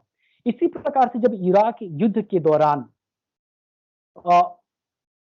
जब इसका मंचन हुआ, तब जो प्रहरी भाला लेकर चलते हैं, उनके हाथों में बंदूक थमाए गए और हथियारों का प्रयोग किया गया। तो यह प्रयोग, यानी समय के साथ ये नाटक इतना विशिष्ट है और इतना लचीला है कि बहुत समय के साथ इसमें प्रयोग होते रहे और मंचीयता जो है अपने हिसाब से, समय के हिसाब से इसके मंचन में विविधता आती रही। इसमें काफी प्रयोग हुए और उन प्रयोग काफी सफल भी हुए और लगातार ये प्रयोग होते जा रहे हैं। और धर्मवीर भारती जी की धर्मपत्नी पुष्पा भारती जी, इसकी खास विशेषता यह भी बताती है कि यह नाटक इतना लचीला है कि समय के अनुरूप आसानी से ये ढल जाता है और अपनी सशक्त बात, अपना संदेश देने में सफल होता है। बहुत ही प्रासंगिक है यह नाटक और तब तक प्रासंगिक रहेगा जब तक समाज में युद्ध और विध्वंस हो। हम तो यही चाहेंगे कि ये प्रासंगिक ना रहे, क्योंकि कोई नहीं चाहता समाज में युद्ध हो, विध्वंस हो, अनास्था का, असत्य का साम्राज्य हो, विवेकहीनता हो, विवेक शून्यता हो। लेकिन युद्ध तो हो रहे हैं। और भारती जी ने, जैसा कि मैंने कहा, भारती जी ने शुरुआत में ही बता दिया है, नाटक की शुरुआत में ही, कि टुकड़े टुकड़े होकर बिखर चुकी मर्यादा उसको दोनों पक्षों ने तोड़ा है। पांडवों ने कुछ कम तो कौरवों ने कुछ ज्यादा, यह रक्तपात अब कब समाप्त होना है। यानी दोषी केवल कौरव नहीं है, दोषी पांडव भी थे। भले ही वो सही थे, लेकिन जो जो व्यक्ति, विचार ये है कि जो जो व्यक्ति युद्ध में हिस्सा लेता है, जो जो राष्ट्र युद्ध में हिस्सा लेते हैं, चाहे वह सही हो या गलत हो, लेकिन हिस्सा लेना ही अपराध है। भारती जी का उद्देश्य यही है। युद्ध चाहे किसी भी परिस्थितियों में हो, युद्ध आधुनिक समाज के लिए, मानव सभ्यता के लिए कभी भी योग्य नहीं हो सकता। और भारती जी के ही समकालीन कवि हैं, और जैसे मैंने सप्तक की बात की, दूसरे सप्तक के ही कवि हैं भवानी प्रसाद मिश्र, वरिष्ठ गांधीवादी कवि हैं। पंचशती नामक उन्होंने एक पूरा संग्रह उन्होंने रचा, और एक बृहत संग्रह रचा गांधी विचार को समर्पित करते हुए। वे कहते हैं कि यदि देश निशस्त्र भेजना तय करे तो पहला सैनिक हिंदी का ये कवि मरे। यानी देश यदि निशस्त्र सेना भेजना तय करता है, गोले बारूद के सामने, बंदूकों के सामने, परमाणु हथियारों के सामने, चाहे जो भी हो, अगर देश तय करता है, चाहे वो कोई भी देश हो, किसी एक देश की बात नहीं है, पूरे दुनिया की बात है, तो अगर तय करता है कि निशस्त्र उन गोले बारूद के सामने जाना हो, तो सबसे पहले जाएगा यह हिंदी का कवि, ऐसा भवानी प्रसाद मिश्र कहते हैं। कितना बड़ा वाक्य है ये, कितने बड़े शब्द हैं ये, और उससे भी बड़ा कितना विशाल विचार है ये। यही तो है गांधी विचार, कि कोई चाहे कितने भी अपराध करे, चाहे कोई कितना भी अन्याय करे, अन्याय का बदला कभी अन्याय नहीं हो सकता। हम 2 बंदूक निकालेंगे, वो 4 निकालेगा, हम 1 बम फेंकेंगे, वो 4 फेंकेंगे, हम 50 फेंकेंगे, वो 100 फेंकेंगे। कहाँ है अंत? इस दुश्मनी, इस विध्वंस, इस लड़ाई, इसका कहीं पर भी कोई अंत नहीं है। जब तक ये हथियार रहेंगे, जब तक लोग आपस में भिड़ते रहेंगे, ऐसे विध्वंस, ऐसे युद्ध का इलाज एक ही है कि हथियारों का निर्मूलन हो, लोगों वंश साम्राज्यवाद की वृत्ति पर अंकुश लगे, तभी जाकर युद्ध समाप्त होंगे, तभी जाकर दुनिया इस विध्वंस से बाहर आ पाएगी, और तभी जाकर यह नाटक सफल होगा। माफ कीजिएगा, इस नाटक का जो संदेश है वह लोगों तक पहुंचेगा। जब तक युद्ध विध्वंस होता रहेगा, इस नाटक की प्रासंगिकता बनी रहेगी, और यह नाटक हमें यह भी बताता है, चेताता भी है, हमें चेतावनी भी देता है कि यदि समय रहते हम नहीं संभले, तो आगे परिस्थितियां और कठिन होने वाली हैं, और मानव सभ्यता पर जो आज खतरा मंडरा रहा है, चाहे वो परमाणु हथियारों का हो या कोई भी, वह वह परिणाम, वह संकट आगे जाकर और गहरा होगा। इसीलिए इसका संदेश यही है इस कृति का, कि वही शांति, वही अमन, वही चैन कायम हो, जो महात्मा गांधी जैसे अहिंसा के पुजारी चाहते हैं। और जब तक यह विध्वंस, यह हानि पहुंचती रहेगी, तब तक अंधायुग और अंधायुग के जैसे अन्य नाटकों, अन्य रचनाओं की प्रासंगिकता बनी रहेगी। इसी के साथ मैं अपने वक्तव्य को यहाँ विराम दूंगा। बहुत बहुत शुक्रिया। बहुत बहुत धन्यवाद इकराम। अ, आपने बखूबी एक कृति का परिचय करवाया, और अंत में आपने जो बात की उसके उसका अनुसंधान आपके परिचय से इस प्रकार से मैं करना चाहूंगा, क्योंकि आप बामणा से हैं और वहां से उमाशंकर जी हमें प्राप्त हुए हैं उस गांव से। उन्हीं ने युधिष्ठिर के मुख में यह पंक्ति रखी है कि अहो जनानी चिर युद्ध श्रद्धा, अहो जनानी चिर युद्ध श्रद्धा। अरे, लोगों को युद्ध में कितनी श्रद्धा है, इतने युद्ध हुए, लेकिन और उसके कारण इतना अकल्याण हुआ समग्र मानव जाति का, फिर भी अभी रास्ता अपनाना चाहे तो युद्ध का अपनाते हैं। तो यह मानव इतिहास से कुछ सीखा है कि नहीं है? तो व्यंग में वो बोलते हैं अहो जनानी चिर युद्ध श्रद्धा। और जिस गांधी युग की आपने बात की और भवानी प्रसाद मिश्र की कविता का प्रयोग किया अंत में, तो वैसी ही कविता और उसी भाव के साथ उमाशंकर जी कहते हैं, हणो ना पापी ने द्विगुण बनशे पाप जगना, हणो ना पापी ने द्विगुण बनशे पाप जगना, लड़ो पापो सामे विमल दिलना गुप्त बढ़ती। हमें पापियों के सामने नहीं, पाप के सामने लड़ना है। और लड़ना माने इस लड़ाई से आगे की बात उन्होंने सोची है। और गांधी किस प्रकार से भवानी प्रसाद पर भी अपना विचार छोड़ गए, और उमाशंकर जैसे कवि पर भी, और धर्मवीर भारती जी ने इस प्रकार से युद्ध से परे होने की स्थिति का की अपेक्षा कर ऐसा एक नाटक हमें दिया है। आपने भली भांति उनका परिचय करवाया, और आप जब बोल रहे थे तो हमें बहुत अच्छा लग रहा था कि जैसे कोई लखनऊ से हमें हमारे साथ जुड़े हों। हमारे प्रिंसिपल सर भी बहुत खुश हो रहे थे। बीच में उनका मैसेज भी आया कि क्या हिंदी बोल रहे हैं। और मुझे, हम दोनों ने आकाशवाणी भूज में काम किया है, तो हमें ये भी लग रहा था कि जैसे कोई आकाशवाणी का उद्घोषक या फिर कोई समाचार पाठक जो है वो अपनी बात रख रहे हो। इस प्रकार से आप बहुत ही बखूबी आपने अपनी बात रखी, सर्जक परिचय करवाया, किस प्रकार से कृति ने अपना प्रभाव डाला है उसके लिए भी आपने दो वाक्या बताए, उसमें खासकर नेहरू जी का वाक्या भी आपने बताया। और एक एक पात्र को लेकर आप पहले कथा भी कह गए और फिर एक एक पात्र को लेकर जिस प्रकार से आपने स्पष्टताएं की, वो बातें, जैसे कि अश्वत्थामा की बात आपने की, युयुत्सु की। मुझे यहाँ कहना पसंद होगा कि युयुत्सु भी दासी पुत्र हैं, जो कि गांधारी से नहीं है, सुगंधा नामक दासी के वो पुत्र हैं धृतराष्ट्र के। और देखिए, ये जो हमारे साथ जुड़े हुए पाठक हैं, तो एक बात अलग से मैं ये भी कहना चाहूंगा कि विदुर भी दासी पुत्र हैं।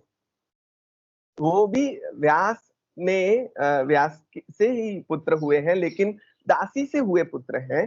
तो जो रानियों के कुख से जन्मे पुत्रों ने न समझा, वो दासी के पुत्रों ने समझा है। दोनों दासी पुत्र किस प्रकार से धर्म को समझते हैं, और हम जिसको कुल या वंश या वो सब कहते हैं, उनके कुल या वंश में जन्म लेने वाले, उच्च गोत्र में जन्म लेने वाले ने धर्म को नहीं समझा, अपितु ये दोनों दासी पुत्रों ने जिस प्रकार समझा।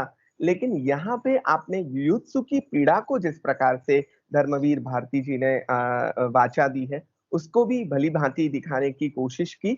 और आपने बताया कि वो बुद्धिजीवियों का प्रतीक है युयुत्सु, कि चाहे वो सही का साथ दे ना दे, लेकिन उसके पास से अपेक्षा ऐसी रखी जाती है। लेकिन बात दूसरी जो आपने कही वो उससे भी बड़ी थी कि फिर उसका क्या होता है। अभी भी वर्तमान काल में भी हम ऐसी परिस्थितियां देखते हैं। तो आप उसका उदाहरण देना, मुझे नहीं लगता है कि आप किसी को भी कुछ उदाहरण देना पड़े। लेकिन जिसी ने भी धर्म का या सत्य का पक्ष लिया और अपनी आवाज उठाने की कोशिश की, तो उसके साथ क्या क्या हुआ है उसका भी परिचय हमें बिल्कुल है। गांधारी की बात भी आपने बखूबी की। उसका मातृत्व उस पर हावी हो जाता है, इस बात को भी आपने। लेकिन फिर वो किस प्रकार से अपने आप को जागृत करती है, कृष्ण के चरित्र को भी आप जैसे प्रभु प्रभु प्रभु कह के उनकी बात रख रहे थे, तो वो भी बड़ा भावुक सा लग रहा था। और जिस प्रकार से उन्होंने श्राप का भी स्वीकार किया, कृष्ण ने सबके प्रेम को तो स्वीकारा है, अपितु सभी के किसी के धिक्कार को भी उन्होंने इतने ही प्रेम से स्वीकारा है। यह कृष्ण चरित्र की सबसे बड़ी खूबी जो है, वो भी आपने दिखाई। और एक जनरल बात जो आप आगे से अंत तक कहते गए कि युद्ध चाहे दो व्यक्तियों या दो समाज या किसी भी छोटे बड़े उसके साथ हो, लेकिन उसका जो प्रभाव है वो आम आदमी पर ही पड़ता है ज्यादा, जिसका कोई कसूर नहीं है। जो जैसे भारत पाकिस्तान के हम पार्टीशन की बात कर लें, तो उसमें भी जो परेशान हुए वो तो आम आदमी थे। ये सभी राष्ट्र जिस प्रकार से लड़ रहे हैं, मानो पांडवों की सत्ता के लिए, ये सत्य के लिए लड़ाई की गई, लेकिन उसमें जो मारे गए वो तो कितने कॉमन मैन थे। उनको सत्ता से या पांडवों का राज हो या कौरवों का राज हो, उससे कोई फर्क नहीं पड़ता था। उनको ये अमन से, शांति से, चैन से रहना था। तो ऐसे कॉमन मैन का भी प्रतिनिधित्व करते हुए प्रहरियों की बात भी आपने की और उनके भावों को भी वाचा दिया। वृद्ध याचक की बात भी की। और एक नाट्य कृति के संदर्भ में उसके जो विभिन्न स्वरूपगत लाक्षणिकताएं जो उनकी है, उसके सभी विधा के तौर पर भी उसकी एक चर्चा आपने की। तो एक अध्यापकीय व्याख्यान भी यह रहा, और दूसरी और भावकों को अभिभावित करने वाला भी एक व्याख्यान रहा। तो बहुत अच्छा लगा।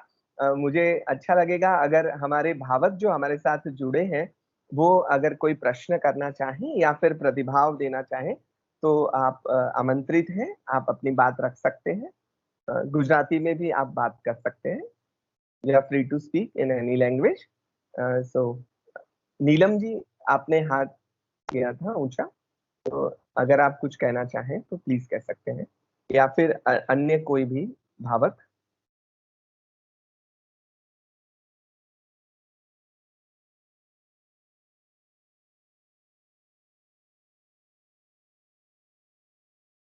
ओके, मुझे लगता है नीलम जी को कुछ कारण से डिस्चार्ज हो गए हैं। हाँ जी प्रकाश, हाँ रावल सर, प्लीज सर।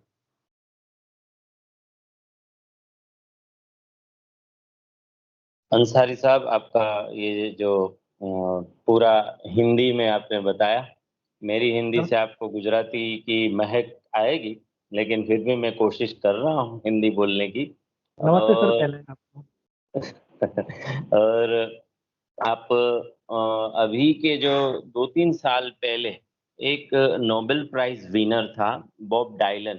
उसकी जो कृतियां थी वो पूरी युद्ध के खिलाफ उसने कर दी थी, और उसमें से मास्टर्स ऑफ वॉर करके उसने वो बहुत ही सादा अंदाज में अपने लफ्ज में, कोई कविता बहुत बढ़िया करते थे ऐसा नहीं था, लेकिन वो मैसेज बहुत अच्छा देते थे। तो उसने मास्टर्स ऑफ वॉर्स लिखा था, जिसमें जो महलों में बैठकर लोग युद्ध का उसको योजना बनाते हैं युद्ध की, और मरता है 20, 25, 30 साल का युवान, जो अपने ही खून और अपने ही मिट्टी के साथ वो उसकी लाश पाई जाती है, उसके अंतिम क्षण पाए जाते हैं। तो उस चीज को उसने जीवन भर लिखा, इस प्रकार की। और वो बहुत ही पॉपुलर पॉप सिंगर था अपने जमाने का। तो वो पॉप सिंगिंग में ये सॉन्ग्स डालता था, और अपने अंत अपनी अपनी पूरी करियर के अंत में उसको इस बात का नोबेल प्राइज मिला। जो एक प्रकार का वो रेबेलियस राइटर था। हाँ जी और जी जी जी हाँ, जी बॉब डायलन आप देखेंगे यूट्यूब पे मिलेगा। जी जी और वो उसका उसका कहने का मतलब यही था कि ये युद्ध जो करते हैं वो दूसरे लोग करते हैं, इससे देशों को फायदा नहीं होता। और इसमें इसके साथ मैंने जो अपने धर्मवीर भारती जी की कविता बताते रहे थे, उसमें से एक एक ध्वन्यार्थ ये भी था कि सामंतों को युद्ध चाहिए और आम प्रजा को युद्ध नहीं चाहिए। और सामंत लोग अपनी सामंतशाही तभी चलाते हैं जब वो युद्ध से डराकर लोगों को रखते हैं। खेतीहर मजदूरों को डराकर रखते हैं, उनके जीवन को नियंत्रित करते रहते हैं। उनको युद्ध की आवश्यकता है अपने डर को बनाए रखने के लिए। और अभी के ज़माने में देखें तो शस्त्रों के सौदागर जो हैं, उनको भी ये ज़रूरत है कि भई इज़राइल में भी शस्त्र बेचने हैं, पाकिस्तान में भी बेचने हैं, अफ्रीका में भी बेचने हैं। उन लोगों की शस्त्रों की जो इंडस्ट्री है उसको बनाए रखने के लिए वो बनाते रहते हैं। और अमेरिका जैसे देश में या कनाडा जैसे देश में तो ऐसा हो रहा है कि व्यक्ति के पास अब गन आ गई है, गन कल्चर बोलते हैं न्यूज़ में। और हमें एवरी मंथ मिलता है कि कोई सनकी आदमी जाके कोई स्कूल में, कोई मॉल में जाके बेफ़ाम धुआंधार गोलियाँ चलाता है और लोगों को मार देता है। तो ये सारी चीज़ें जो एक वाक़या में रमज़ान ने भी बोला कि कल्याण खूब हुआ है युद्ध से मानव जात का। फिर भी मान लो जैसे युद्ध में ही श्रद्धा हो, ऐसा कह रहे हैं। अ, अभी अभी 1 महीना पहले हमास के साथ इज़राइल ने युद्ध किया, और प्रत्युत्तर में हमास ने भी युद्ध किया, और उसको बताया गया कि इसने वो युद्ध किया है, इसने स्टार्ट किया है, लेकिन बहुत सारे आम लोग मारे गए। वहाँ पे 15 से 25 साल के लड़के ऐसे हैं जो पत्थर फेंकते हैं एक-दूसरे पर, ये जगह मुझे चाहिए, ये जगह नहीं चाहिए। इज़राइल और पैलेस्टाइन मिलके 1 करोड़ लोग हैं। दोनों दोनों देशों को मिला के 1 करोड़ लोग हैं, और युद्ध इतना करते हैं, शस्त्र इतना बेचते हैं, रोज़ इतना खून-खराबा करते हैं। इससे ये लगता है कि ये दोनों को वहाँ से उठा के कहीं रेगिस्तान में अलग जगह पे रख दें, तो उन लोगों दोनों को शांति हो जाएगी। और गांधारी की तरह वहाँ बहुत माएँ हैं, जिनको अपने बेटों के खोने का गम है, और उतना ही रोष भी है। उसकी अगर आप डॉक्यूमेंट्रीज़ देखें तो दोनों तरफ ज्यूस जो माएँ हैं वो भी, और जो मुस्लिम अरब माएँ हैं वो भी, वो बताती हैं कि उसको हर वक्त अपने जो बिगड़े हुए बेटे हैं उनकी चिंता रहती है, और एक दिन झोली में उसकी लाश आती है, उससे भी उसको डर लगता है, उसके बाद रोष भी आता है। तो ये अंधा युग वास्तव में लिखकर और पौराणिक कथा का बहुत ही अच्छी तरह से समयोजित उपयोग करके राइटर ने बहुत अच्छा ड्रामा लिखा है, धर्मवीर भारती जी ने।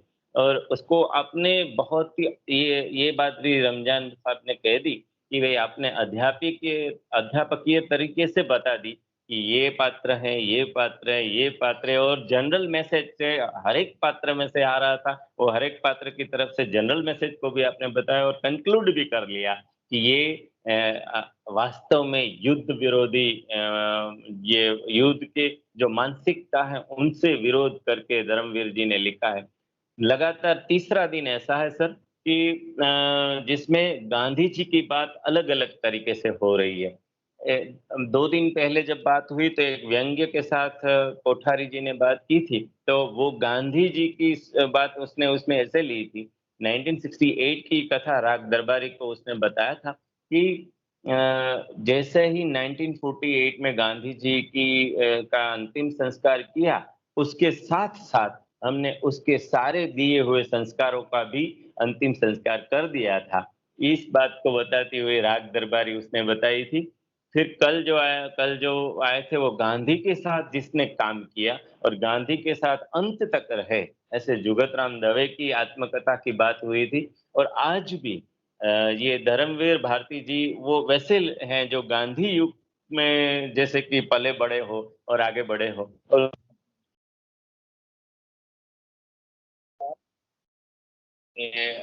और गांधी जी कितने प्रसिद्ध है, ये बात आज तक हमें पता चलती है। Thank you very much Ansari ji. बहुत-बहुत धन्यवाद सर आपका। और आपकी हिंदी सर बहुत अच्छी है। Thank you. आपका जी, जी सर, नॉलेज तो बहुत सर आपकी बात से ही पता किस तरह से। बहुत-बहुत धन्यवाद आपका, बहुत-बहुत धन्यवाद। जी। इकराम, आपका भी बहुत-बहुत धन्यवाद। क्योंकि सर ने जो बात बताई और the overall message of the lecture और overall message of the that book was कि एक एक जो कथा है वो तो जानी-पहचानी है, लेकिन उनका जो संदेश है वो युद्ध से परे होने का है। तो आपने जो बात बारी-बारी से बताई कि कौरव तो हैं ही गुनहगार, लेकिन युद्ध करने में पांडव भी उतने ही गुनहगार हैं, मानो कम ज्यादा हो लेकिन गुनहगार तो हैं ही। तो युद्ध से परे होने की स्थिति की जो कल्पना है, वो गांधी विचार की परिकल्पना है। और हम चाहेंगे, आपने भी ये कहा कि हम चाहेंगे कि ये कृति अभी प्रस्तुत न रहे। हाँ, प्रस्तुत होगी तो ये स्थिति अगर बनी रही तो वो प्रस्तुत होगी, और हम चाहेंगे कि यह कृति प्रस्तुत न रहे, ऐसे दिन भी आए। तो ऐसे दिनों की प्रार्थना करते हुए हम आगे के कुछ अंकों की बात यहाँ पे कर दें। कल एक दिन के विराम के बाद हम सुनेंगे प्रीतिबेन जरीवाला को, जो धीरूबहन पटेल की शॉर्ट स्टोरीज, उनकी कहानियों के संदर्भ में उनकी समग्र कहानियों का संचय, वार्ता संपुट, उसको केंद्र में रखकर उनकी बात करेंगे। और शनिवार को सक्करबार नामक गुणवंत राय आचार्य की एक सागर कथा की बात एक छात्रा तेजस्विनी बेन लेकर हमारे साथ जुड़ेंगे। और इस प्रकार से इस माह के अंत तक के सभी दिन मानो फिक्स हो चुके हैं। तो हम इस यात्रा में आगे बढ़ते रहें और इस श्रृंखला में आप भी हमारे साथ जुड़े, हमारे साथ अपने अपनी पसंदीदा कृति के संदर्भ में आपने बखूबी बातें की। उसके लिए समग्र कॉलेज परिवार की ओर से और सभी श्रोता मित्रों की ओर से आपका बहुत-बहुत धन्यवाद प्रकट करते हैं। और इसी प्रकार आप हमारे साथ जुड़े रहेंगे, ऐसी भावना व्यक्त व्यक्त कर हम इस श्रेणी को आज यहीं समाप्त करते हैं। सभी का बहुत-बहुत धन्यवाद, विशेषकर आपका धन्यवाद इकराम। बहुत-बहुत धन्यवाद आपका। हाँ जी।